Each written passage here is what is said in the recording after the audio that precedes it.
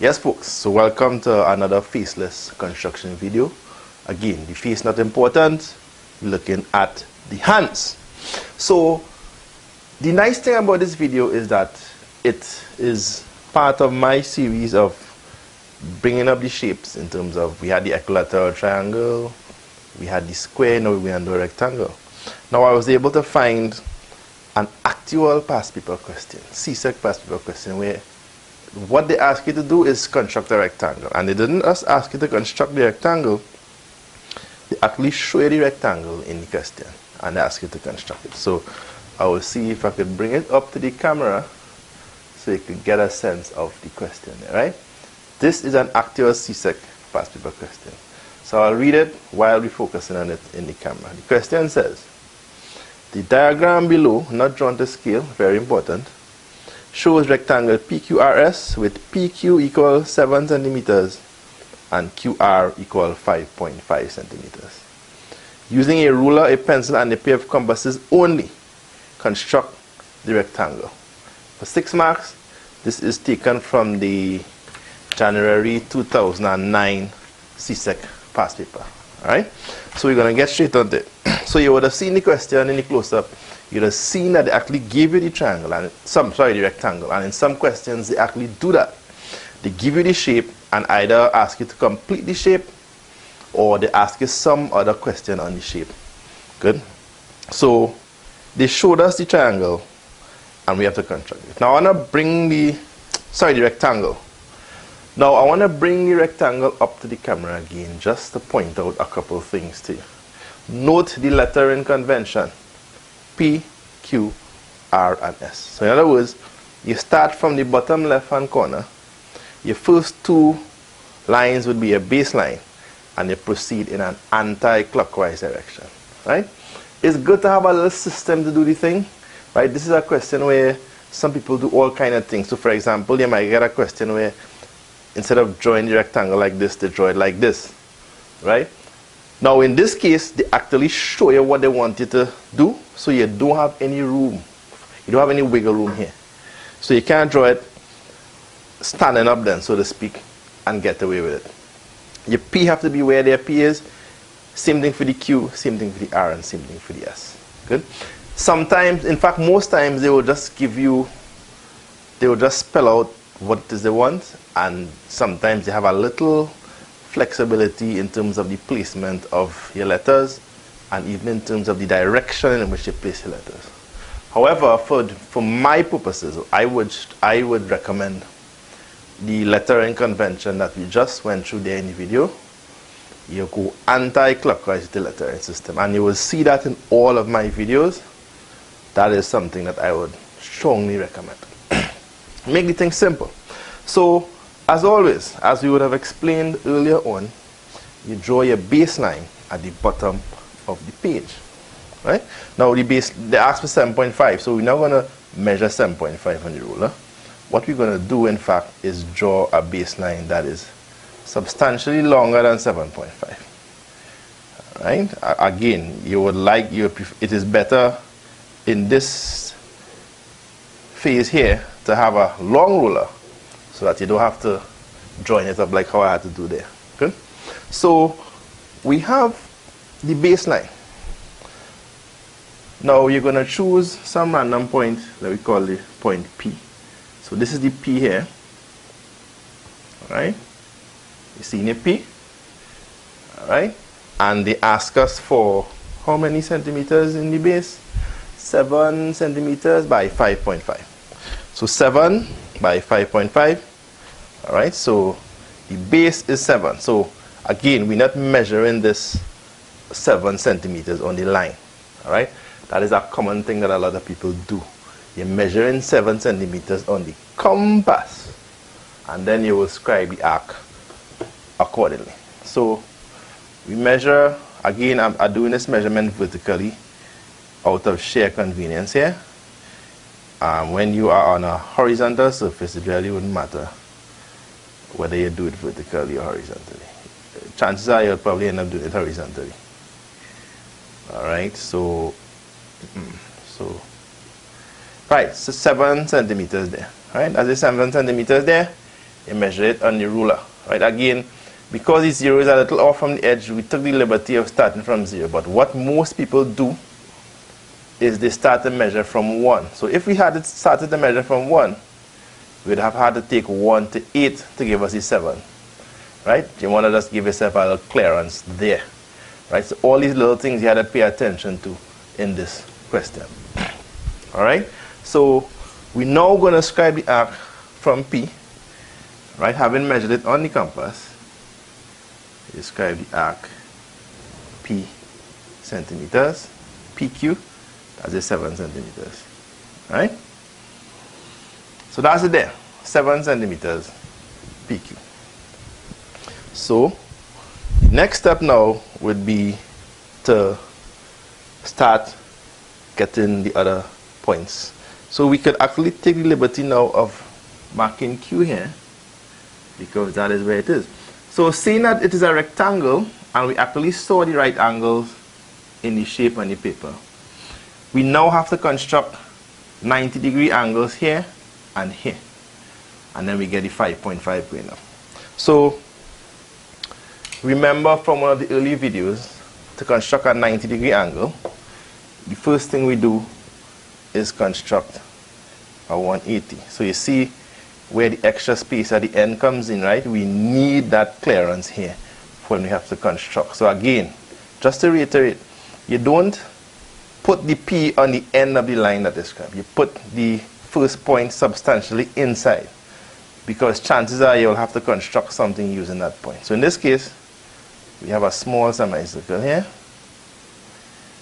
That is, right? We could construct the two angles one time, right? Because the same steps we repeating on Q, so we could do them simultaneously, right? Have a little slippages and thing, that is part of it as well, right? It will happen on a horizontal surface, so far less on our whiteboard that is vertical, right? Right, so we have the two 180-degree angles there at points P and Q. So we open the compass and we place the point, and we arc 1, and we come here, arc 2, right? That's the first perpendicular from P, and I come from Q again, using the same point that you would have used before, again, arc 1, and sorry, I hit the wrong point there. My mistake, eh? I'm leaving it there just so you can see what not to do in a situation like this. Alright? Right, so this is the arc that we'll be looking at here. And this is the other arc that we'll be looking at here. Alright? So you're actually getting an opportunity here to witness an error on my part, which again is not, none of that is a problem, right? So let us see which it was. This one was the first one we had to get rid of, right? Yeah, so we had to get rid of this arc, right? We can rub off all that there because we wouldn't really be using that anyway. Right, so you get to see for your own self the kind of mistakes that can be made in the course of doing a question like this. Actually, no, I think I rubbed off the wrong one. Well, here what? Let me do it over. Just to be sure, right? Just to be sure. So one lapse in concentration, and you see what happened there. All right? So we're going again. All right? Compass is open on the same arcs. Whoosh, one end, and whoosh, the other end. Right, so we're sure now of what we're doing. Good? So I hope you see for yourself that sometimes in the course of doing these questions, errors are possible, so you need to be on the game where your concentration is concerned. So now we could take a ruler and join this point P to the, let us let's see, you make sure that the point is passing through the intersection there, and you draw a nice light line. That is your first 90-degree angle there, and you do the same thing here. Alright, this is probably what I was anticipating there. I went ahead of myself, so I was anticipating putting the point here and drawing it. So I actually put the point on the compass there. Right, concentrate, concentrate. Boom. So you see the perpendicular is taking shape.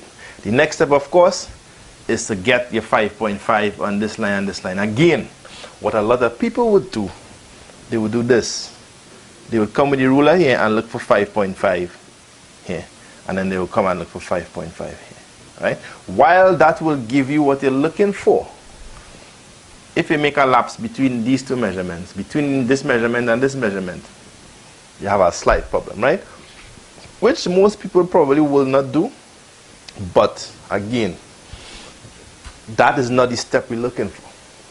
In a situation like this, what you're actually supposed to do is to measure off the 5.5 on your ruler.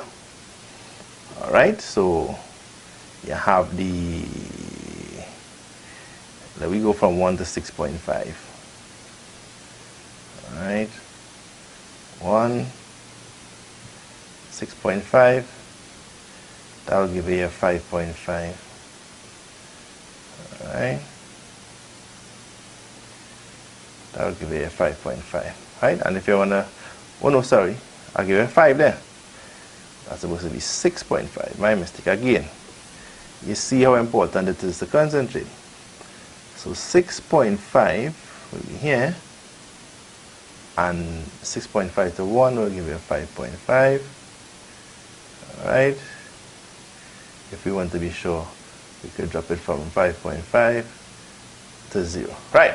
So we now have the 5.5, which will give us the measurement for the width or the breadth of the rectangle. So what we do, we bring the point here and we scribe whoosh arc 1 and whoosh arc 2. Right? And with that, we are now in a position to just join the 2 points of intersection, and that there is a rectangle. So we have the first point of intersection would be this point here on this line. Alright, and the second point would be this point here on this line. Alright, so that is the rectangle there. That's PQ, that is your R, and that is the S. So now that you have more or less finished the construction, the next step would be to darken the shape that they asked for.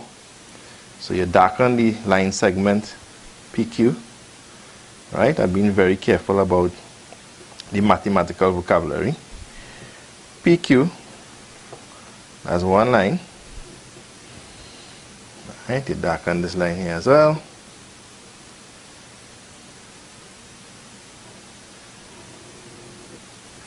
And you darken this line here as well.